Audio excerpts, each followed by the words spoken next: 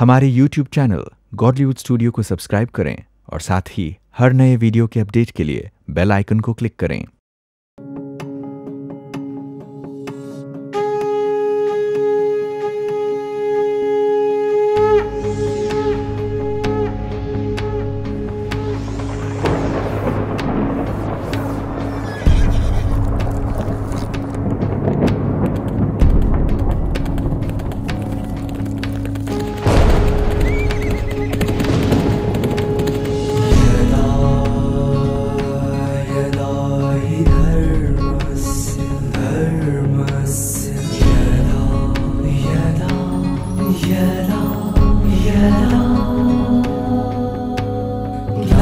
ग्लानिर्भवति भारत यदा हि धर्मस्य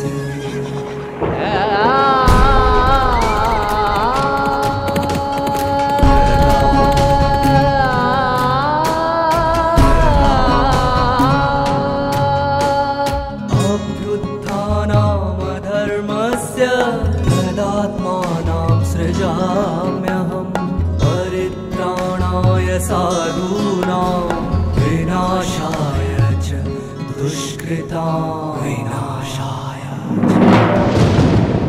धर्म संस्थापनार्थाय संभवामि युगे युगे युगे युगे युगे युगे युगे यदा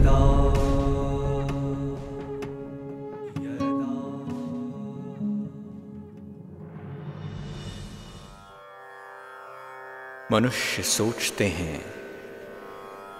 वेदांत समझना कठिन है, सामान्य मनुष्य नहीं जान सकता है, परंतु सर्व वेदों का सार सनातन ज्ञान इतनी सरलता से समझा देना श्रीमद् भगवत गीता के द्वारा ही हो सकता है, क्योंकि सर्वशक्तिमान परमात्मा अपने सारे बच्चों को समझाने के लिए जैसे निर्मल सरिता के रूप में दिशा प्रदान करते हैं। जन्म पुनर्जन्म की बातें हों, कर्म कर्म फल की बातें हों, गीता हमें एक अंतर की यात्रा कराती है। ओम शांति।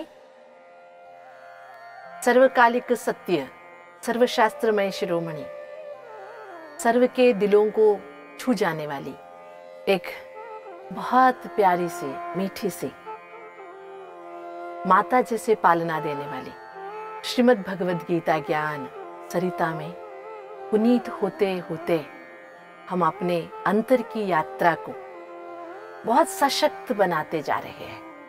स्वयं परमात्मा के मार्गदर्शन में ऐसे लग रहा है कि स्वयं परमात्मा हाथ पकड़कर चला रहे हो, हमें सही रास्ता दिखा रहे हैं। सच में भगवान हमें अर्जुन के प्रतिनिधित्व में आत्मज्ञान की बातें, इतनी ऊंची बातें इतनी सरल तरीके से बताते हैं, जिसको वेदांत कहते हैं।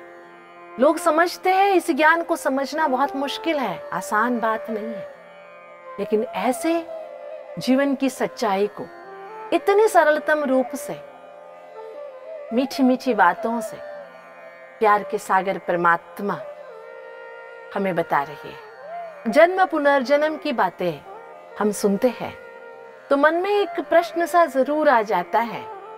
मनुष्य अपने किए पूर्व जन्म के कर्मों के अनुसार पशु पक्षी योनियों में जन्म लेता होगा, लेकिन वास्तविकता तो यही हमें दर्शाती है, जैसे कि कहा गया है, पाप करने से प्राणी योनियों में जन्म होता है।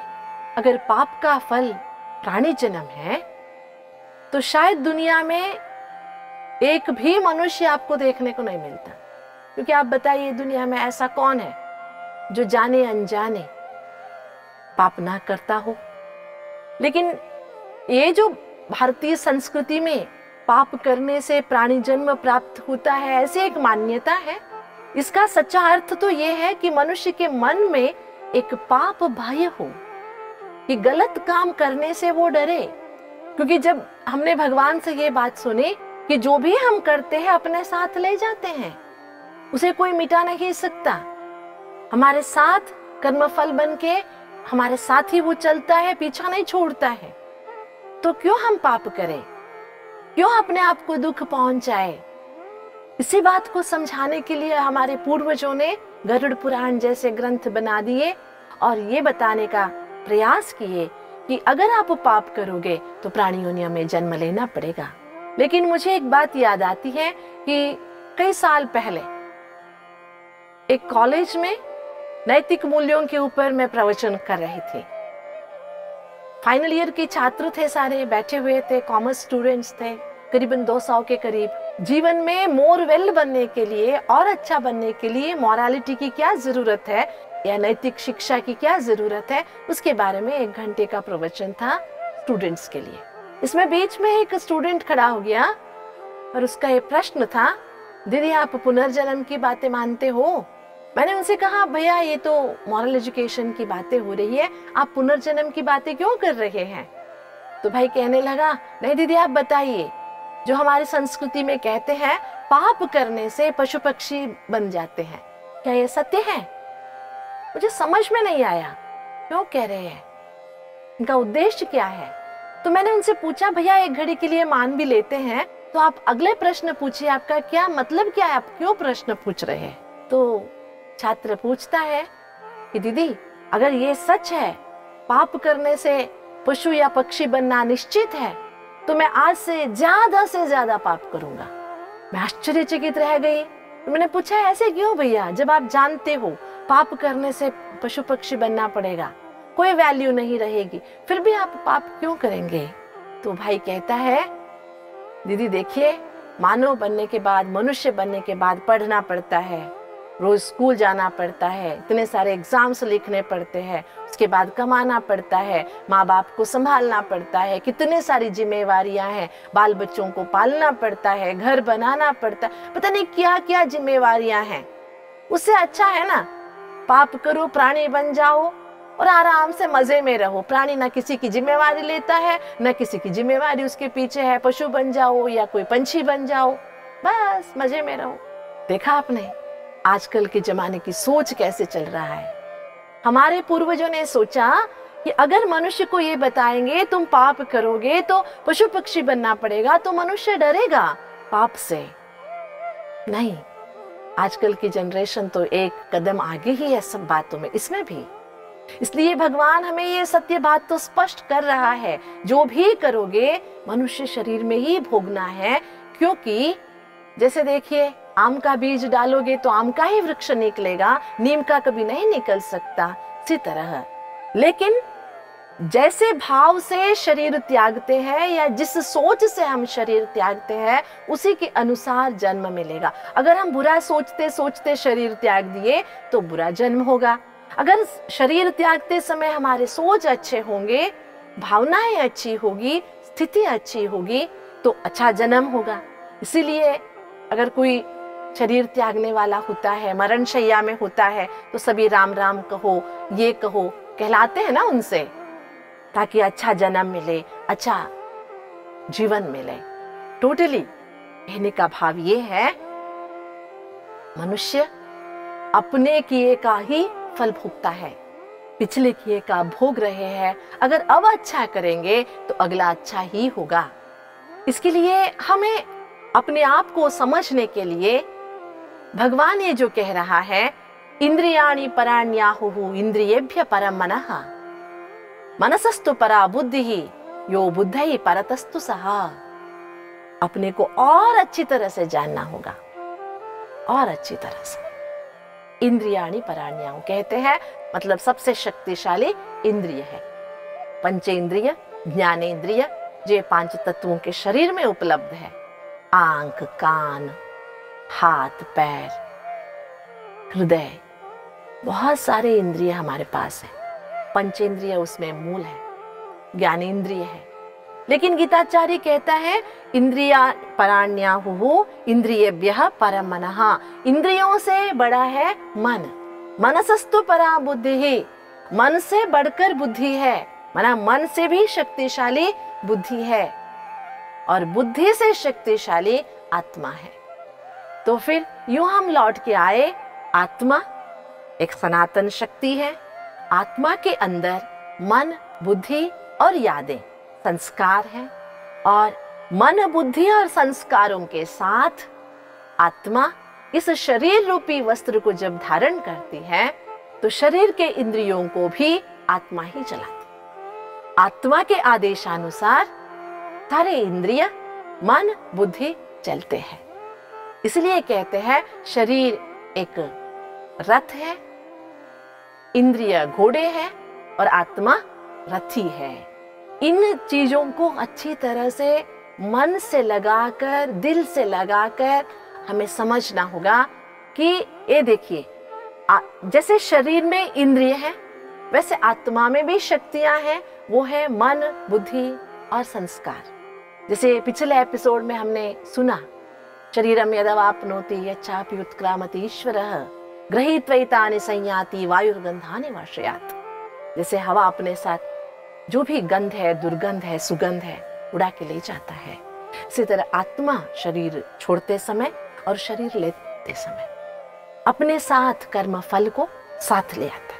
बहुत जरूरी ये है कि हम अपने को और अच्छी तरह से समझने के लिए अंतरात्मा की और एक बार यात्रा करें, कि समझे कि मैं एक चेतन सत्ता हूं, बिंदु स्वरूप हूं, जिसको कोई डिवाइड भी नहीं कर सकता, नाश भी नहीं कर सकता। इस आत्मा में मन है, मन में सोच चलते हैं, सोच के अनेक तरंग चलते हैं। इस सोच में पॉजिटिव है, नेगेटिव है, नेसेसरी है, वेस्ट है, ऐसे अनेक पैटर्न ऑफ थॉट्स मन में चलते हैं। लेकिन इस मन को भी नियंत्रण करने वाली है बुद्धि, क्योंकि बुद्धि निर्णय शक्ति है। जैसे भगवान ने कहा, मनसस्तु परा बुद्धिः, मन से बढ़कर बुद्धि है। ये बुद्धि से भी बढ़कर आत्मा है, माना आत्मा मालिक है, आत्मा राजा है, शरीर एक राज्य है, इसमें 3 मंत्री हैं, मन, बुद्धि और संस्कार, और कर्मचारी है, कर्मेंद्रिय, ज्ञानेंद्रिय। इनके द्वारा आत्मा सुचारू रूप से अपना स्वराज्य चला सकती है। लेकिन अभी हो क्या गया है कि शरीर रूपी राज्य में भी प्रजा राज्य आ गया है। मन के मालिक आत्मा नहीं, मन मौजी बन गए हैं हम। जैसे मन चाहता है, मनमत के अनुसार दुनिया चल रही है, जो जिसको जैसे दिल चाहे वो कर रहा है। कोई नीति नहीं, कोई नियम नहीं, कोई निबंध नहीं, कोई मर्यादाएं नहीं। इसी के कारण दुखी होते जा रहे हैं, और दुखी होने के बाद सोचते हैं हमने कहाँ गलत रास्ता अपना लिया। माना ये शरीर रूपी व्यवस्था जो है थोड़ा सा बिगड़ गया है, इसलिए बेसुरा आवाज निकल रहा है। जब ये बेसुरा आवाज की बात आई तो एक बहुत अच्छा दृश्य सामने आता है। एक बार सेकेंड हैंड सेल लगा हुआ था एक सिटी में, बहुत सारे सेकेंड हैंड माल थे। सेल्समैन था, बहुत अच्छी तरह से सेल कर रहा था, कह रहा था ये एंटीक है, ये वो चीज है, ये बहुत पुराने जमाने की सोफा है, ये महलों में रहने जैसा टेबल है। ऐसे बहुत अच्छे बढ़ा चढ़ा के सेल कर रहा था। लोग अच्छे दाम दे के खरीद के जा रहे थे। सब सेकेंड हैंड चीज बिक गए।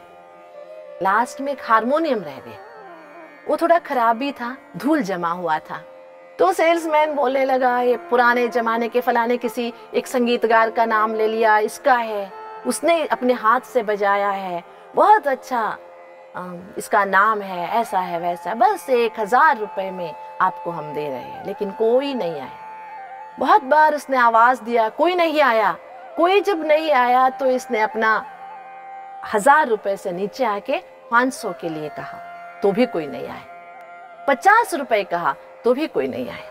ये हैरान रह गया, ये एक चीज रह गई, क्या करेंगे। उतने में कोने में एक बुजुर्ग आदमी बैठा हुआ था, तब से देख रहा था, कुछ खरीद नहीं रहा था, बस देख रहा था। वो उठ के आया, उसने कहा, मालिक 5 मिनट के लिए मैं हारमोनियम देख लूं। इन्होंने हाँ कर दी। पहले उसने एक कपड़ा लेके पूरी तरह से हारमोनियम की सफाई की। सफाई करने के बाद थोड़ा थोड़ा उसके जो बटन्स है उसको ठीक करके आवाज लगाने की प्रयास किया। तो क्या हुआ, उनको लगा कि थोड़ा कहीं पर अटका हुआ है। थोड़ा सा स्क्रू ड्राइवर से उसको खोला, देखा, 1-2 तार आगे पीछे हो गए थे, उसको अच्छी तरह से ठीक किया, फिर बाद में शुरू कर दिया। इतना अच्छा आवाज निकलने लगा तो जो भी लोग मुड़ के जा रहे थे ना, सब वापस आने लगे। फिर बोली लगी, जो 50 रुपए में भी कोई नहीं ले रहा था, 10,000 में खरीद के। बहुत सुंदर एग्जाम्पल है जो हम आंखों से देखे हुए। इससे हमें एक सीख मिलता है। क्या सीख मिलता है पता है? कि हमारी जिंदगी भी बेसुरा हो गया है। समझो ये हमारे शरीर रूपी हारमोनियम में अच्छा आवाज नहीं निकल रहा है, इसके कारण हम इसे कोई इंपॉर्टेंस नहीं दे रहे हैं, धकेल के रख दिए कि बस यही है जिंदगी, ऐसे ही धक्के खाते रहो, कहाँ भी जाओ ऐसा ही है, सब ऐसे ही जी रहे हैं ना, बस चलना है ना, क्या करें। अरे सारी दुनिया में दुख ही दुख है, आपको सुख कहाँ से मिलेगा। सब अशांत है, आपको कहाँ से शांति मिलेगी। ये तो होने से रहा, मरने के बाद ही मिलना है। ऐसे बोलते हम जिंदगी को चला रहे हैं। लेकिन इस दुनिया का सबसे बड़ा बुजुर्ग आदमी नहीं कहेंगे, बुजुर्ग सनातन शक्ति परमात्मा है, जो कोने में बैठ के सब चीजें देख रहा है। कोई चीजों में उसकी आसक्ति नहीं है, फिर भी देख रहे हैं। जब हम पूरे हाथ उठा देते हैं कि ये हमसे नहीं होगा, चलेगा नहीं, जब हम निराश हो जाते, हताश हो जाते हैं, तो भगवान खुद उठ के आता है और हमारी ये बेसुरा हारमोनियम को ठीक करता है। कैसे ठीक करता है? बस 1-2 जो तार है छूट गए हैं आपस में, उसे ठीक तरह से जोड़ देता है, ठीक हो जाता है। यही है परमात्मा की करामात, यही गीता ज्ञान की भी करामात। भगवान कहता है कि ऐसे दुखी क्यों हो गए हो, क्यों हताश हो गए हो, क्यों निराश हो गए हो।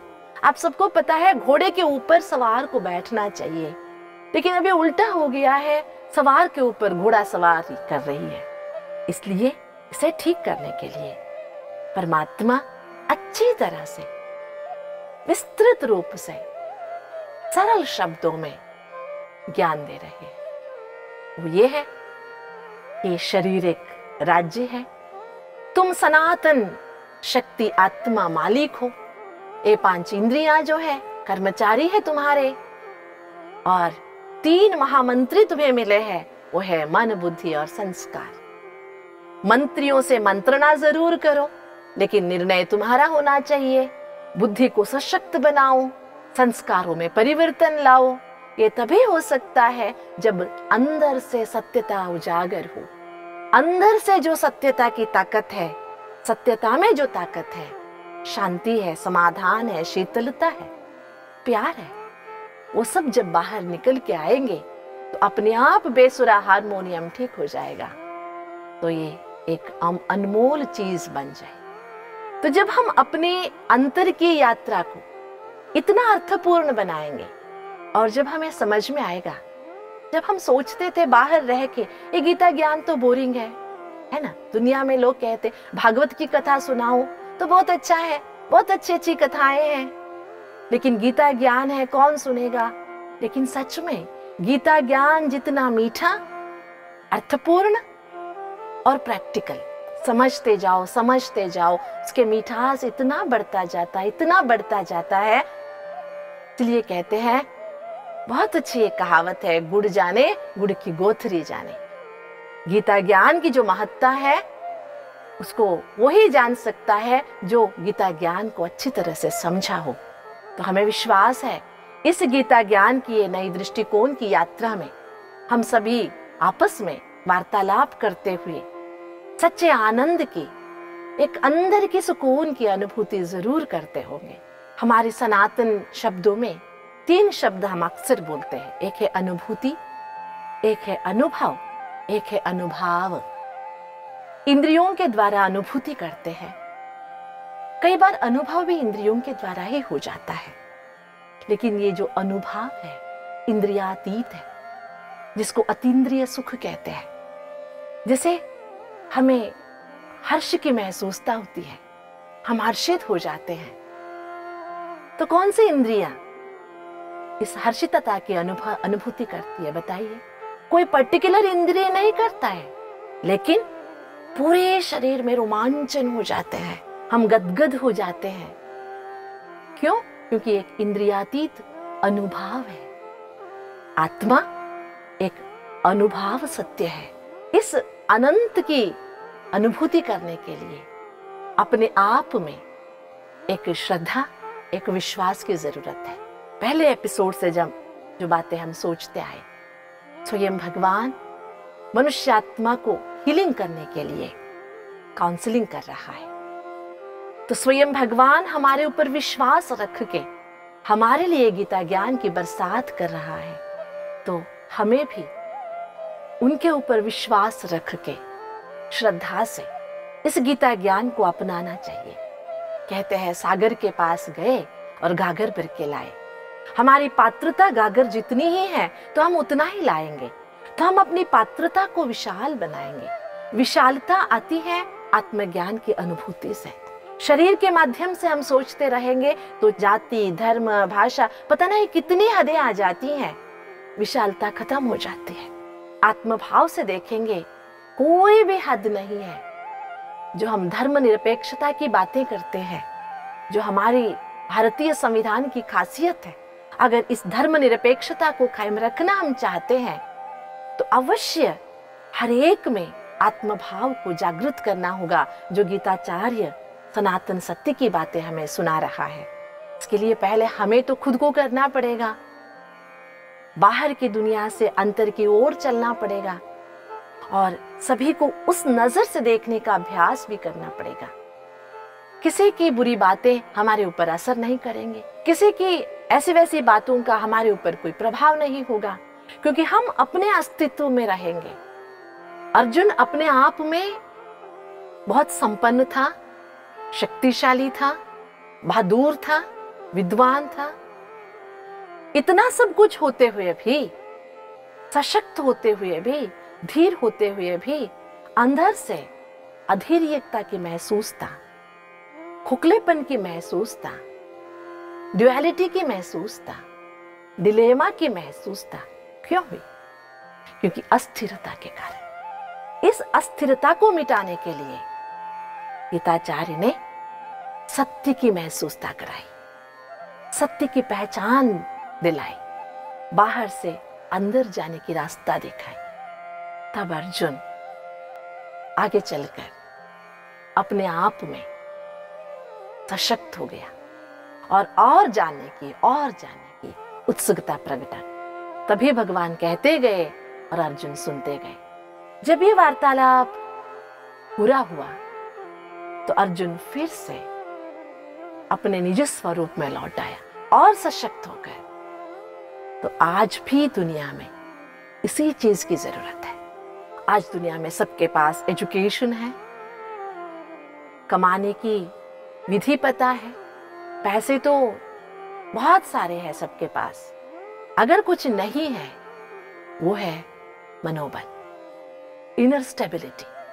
इसलिए कहते हैं मनोबलम बलम बलम, मनोबलम महाबलम। इस मनोबल को बढ़ाने के लिए, विल पावर को बढ़ाने के लिए, इनर स्ट्रेंथ को बढ़ाने के लिए खुद को शक्तिशाली होना पड़ेगा।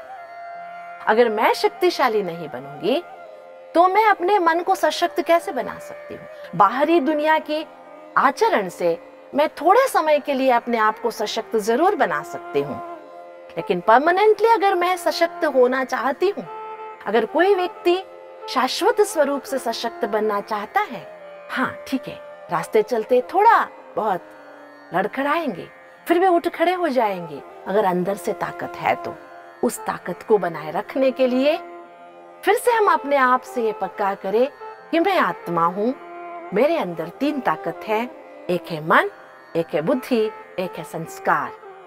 मन से मैं सोचता हूँ, बुद्धि से निर्णय करता हूँ, और जो भी कर्म करता हूँ ये सारे मेरे अंदर भरे हुए हैं, जिसको हम संस्कार कहते हैं।